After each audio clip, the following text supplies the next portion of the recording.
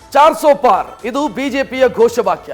ಅದೇ ಉತ್ಸಾಹ ಹುರುಪಿನಲ್ಲಿದ್ದಂತ ಬಿಜೆಪಿ ಎಡವಿ ಬಿದ್ದಿದೆ. 400 ಪಾರ್ ಅಲ್ಲ, ಬಿಜೆಪಿ 300 ಪಾರ್ ಆಗುವಲ್ಲೇ ಸುಸ್ತು ಹೊಡೆದಿದೆ. ದೆಹಲಿ ಅಂಗಳದಲ್ಲಿ ಚೌಕಾಸಿ ರಾಜಕೀಯ ಶುರುವಾಗಿದೆ. ಚಾಣಕ್ಯರ ಕೂಟಗಳು ಸರ್ಕಾರ ರಚನೆಯ ಕಸರತ್ತಿನಲ್ಲಿ ಮುಳುಗಿದೆ. ಇತ ಬಿಜೆಪಿಯಲ್ಲಿ ಪರಿಸ್ಥಿತಿ ಮಂಕು ಕವಿದಿದ್ರು. ಸರ್ಕಾರ ರಚಿಸಲು ಹೊಸ ದೋಸ್ತಿಗಳ ಹುಡುಕಾಟ ಶುರುವಾಗಿದೆ.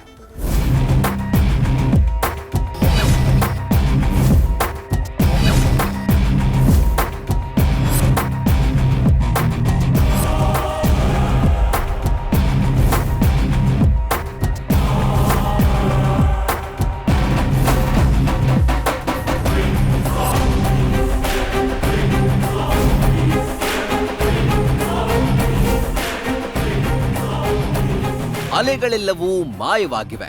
ಸುನಾಮಿ ಶಾಂತ ಸಮುದ್ರ ಸೇರಿದೆ. ಎಲ್ಲಿಯೂ ಕಂಪನದ ಕೇಂದ್ರವೂ ಕಾಣಿಸ್ತಿಲ್ಲ ಬಿಡಿ.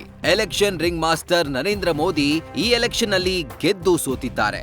ಆದ್ರೆ ಕಾಂಗ್ರೆಸ್ನ ರಾಹುಲ್ ಗಾಂಧಿಗೆ ಇದು ವಿರೋಚಿತ ಸೋಲು. ಆದ್ರೆ ಇಬ್ಬರ ಮಧ್ಯೆ ನಡೀತಾ ಇರುವ ಈ ಮಹಾಕಾಳಗಕ್ಕೆ ಕ್ಲೈಮ್ಯಾಕ್ಸ್ ಅಂತ್ಯ ಕಂಡಿಲ್ಲ. ಪಟ್ಟಕ್ಕೇರುವ ಬಾಹುಬಲಿ ಯಾರು ಅನ್ನೋದೇ ಸದ್ಯಕ್ಕೆ ಕಾಡ್ತಿರುವ $1 ಮಿಲಿಯನ್ ಪ್ರಶ್ನೆ.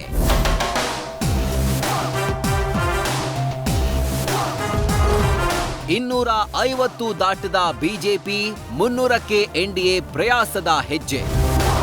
ಕೇಸರಿ ಸೇನೆಗೆ ಗರ್ವಭಂಗ ಮಾಡಿದ ಅತಿ ಆತ್ಮವಿಶ್ವಾಸ. ಕೈಗೆ ಬಂದ ತುತ್ತು ಬಾಯಿಗೆ ಬರಲಿಲ್ಲ. ಇದು ಕಾಂಗ್ರೆಸ್ನ ಕನವರಿಕೆ. ಗೆಲುವಿನಲ್ಲೂ ಸೋತ ಬಿಜೆಪಿ ಸಿಹಿ ಹಂಚಿ ಸಂಭ್ರಮಿಸುವ ಸ್ಥಿತಿಯಲ್ಲೂ ಇಲ್ಲ. ಇದೆಲ್ಲ ನವಮಹಾಭಾರತ ಕಟ್ಟಿಕೊಡ್ತಿರುವ ಚಿತ್ರಣ. ಆ ಕುರುಕ್ಷೇತ್ರ ನಡೆದದ್ದು 18 ದಿನ. ಇದು ಸಹ 18ನೇ ಲೋಕಸಭಾ ಚುನಾವಣೆ ಕುರುಕ್ಷೇತ್ರ. ಉತ್ತರದ ಪರ್ವತಗಳ ಪಹಾಡಿಯಿಂದ ದಕ್ಷಿಣದ ಮಹಾಸಾಗರದವರೆಗೂ ದೇಶದಲ್ಲಿ ಕಂಡಿದ್ದು ಭಿನ್ನ ನಾಡಿಮಿಡಿತ.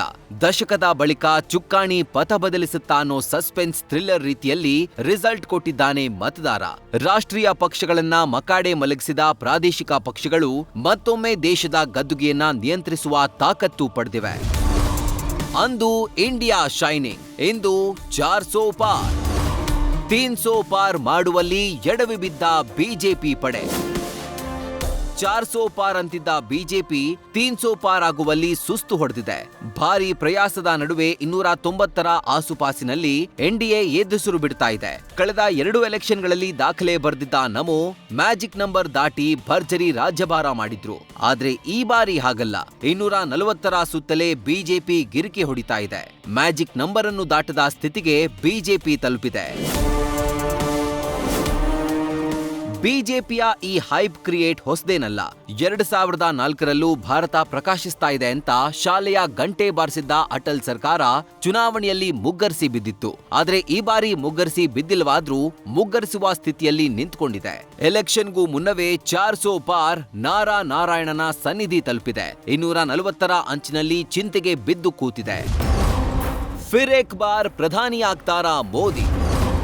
ಮಿತ್ರ ಪಕ್ಷಗಳ ಹಂಗು, ನಮೋಗೆ ಪ್ರಯಾಸ.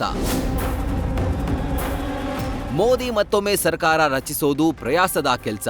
ಜೊತೆಗೆ ಮಿತ್ರ ಪಕ್ಷಗಳ ಹಂಗಿನಲ್ಲಿ ಆಯಾಸದ ಹೆಜ್ಜೆ ಹಾಕಬೇಕಾದ ಅನಿವಾರ್ಯತೆ ಸೃಷ್ಟಿಯಾಗಿದೆ. ಸದ್ಯ ಯಾವುದೇ ರಾಜಕೀಯ ಸಂಪರ್ಕ ಕ್ರಾಂತಿ ಆಗದೇ ಇದ್ದಲ್ಲಿ ಎನ್ಡಿಎ ಕೂಟ ಅಧಿಕಾರಕ್ಕೆ ಏರೋದು ಕಷ್ಟವೇನಲ್ಲ. 3ನೇ ಬಾರಿಗೆ ನರೇಂದ್ರ ಮೋದಿ ಪ್ರಧಾನಿ ಹುದ್ದೆಯಲ್ಲಿ ಆಸೀನರಾಗುವುದು ಪಕ್ಕಾ ಅಂತ ಹೇಳಲಾಗ್ತಾ ಇದೆ. ಆದ್ರೆ ಟ್ವಿಸ್ಟ್ ಇರೋದೇ ಇಲ್ಲಿ.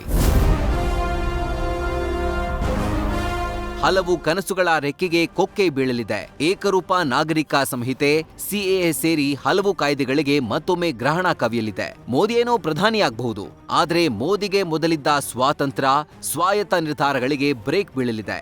ಮೈತ್ರಿ ರಾಜಕಾರಣವನ್ನ ನಿಭಾಯಿಸಲು ಅಟಲ್ರಷ್ಟು ಚಾಕಚಕ್ಯತೆ ಬೇಕಿದೆ.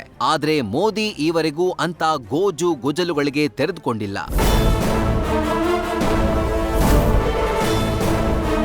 ಒಟ್ಟಾರೆ ಪ್ರಧಾನಿ ಮೋದಿಗೆ ಮಿತ್ರತ್ವ ಸಾಧಿಸುವುದೇ ದೊಡ್ಡ ಸವಾಲಾಗಿದೆ.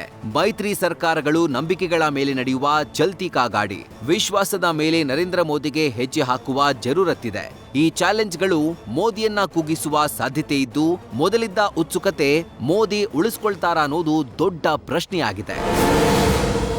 News first bureau.